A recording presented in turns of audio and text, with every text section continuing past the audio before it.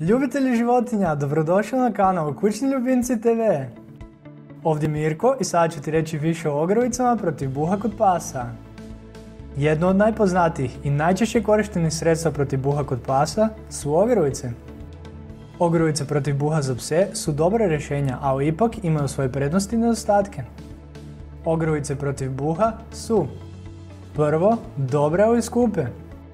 Drugo, jeftine ali te ne pomažu. Treće, ne daju brze, odnosno trenutne rezultate.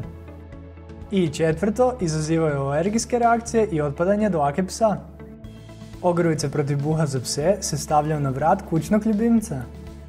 Ako pas konstantno nosi dobru ogrlicu protiv buha, ona će mu pomoći da se riješi trenutnih, ali i novih buha koje bi inače ostale na vašem kućnom ljubimcu.